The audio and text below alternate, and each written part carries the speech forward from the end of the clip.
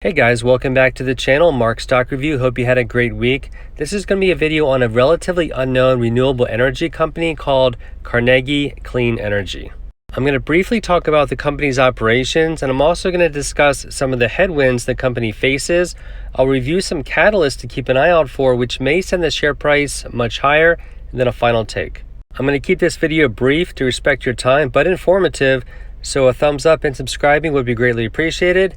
That's it, let's get right into it. Full disclosure, at the time of this recording, I do not currently own a position. Carnegie Clean Energy is an Australian-based company in the process of developing a commercially viable wave energy produced from submerged buoys. More specifically, converting the power of ocean waves into zero-emission, grid-ready electricity. Currently, their main source of revenue is from a contract with Australia's largest naval base through their Garden Island solar wave microgrid. However, it was offline from April of last year all the way up to December of last year due to infrastructure changes on the base. And so investors are more concerned about the technology they're developing, which I'm going to talk about now. And this is their CETO technology. It consists of buoys that sit a few meters below the surface of ocean water and move with the waves, creating an orbital motion that drives a power takeoff system that converts the motion into electricity. I listed some of the specs and advantages below. I'm not going to read them all to you, but I will mention that they do work in a variety of water depths and different types of seafloors, and which include 90 patents and patents pending. It's also important to mention that they're working on a wave predictor with the purpose of enhancing power production and the survivability of the CETO technology.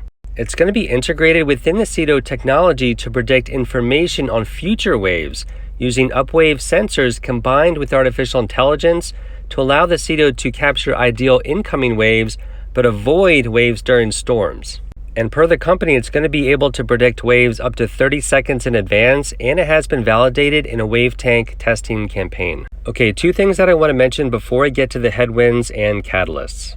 Number one, they have a 5-year, $50 million grant from Microsoft to support the further development of their wave predictor to simplify the hardware it relies on without compromising its accuracy. It's clearly a great opportunity for Carnegie with the name recognition, plus they're going to have access to their AI tools and cloud services. But it's important to note that it's only temporary revenue, plus it's not a partnership with Microsoft. And one more thing before headwinds, there was a recent update by corporate that they significantly reduced their debt following a conversion of convertible notes, and now they have sufficient funds to complete their technology pathway. And that's a nice segue into the first headwind, which is the combination of not being profitable with not having a reliable source of significant recurring revenue. As I said earlier, their main source of revenue was offline for the majority of 2020, which was completely out of their control.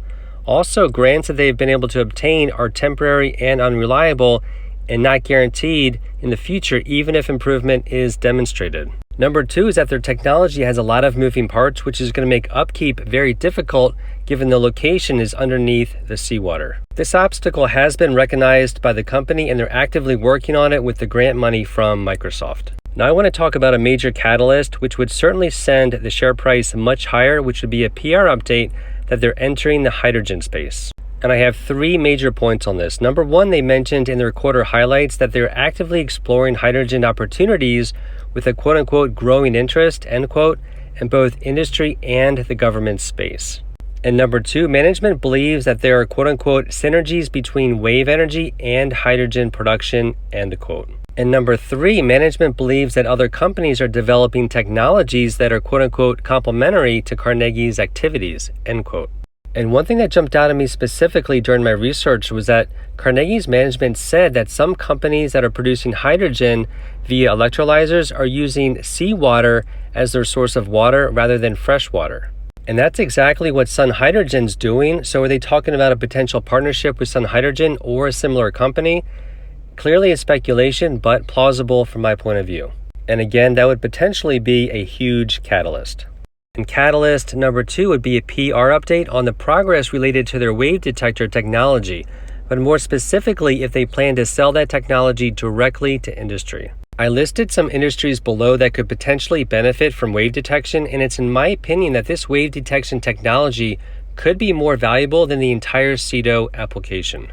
And to sum up this video, Carnegie Clean Energy is very speculative and risky. However, concrete hydrogen news will surely send the share price much higher, as investors will assume institutional investors will also get on board. And in the meantime, a reminder that this is an over-the-counter pink stock, so you need to set tight parameters if trading and keep a close eye out for any news coming out. And that does it for the video. As promised, brief and to the point and without fillers to respect your time. Hope you guys found it helpful. If you did, please consider subscribing and hitting the thumbs up. I greatly appreciate it. Have a great rest of your day. I'll have another video out in a few days. Take care.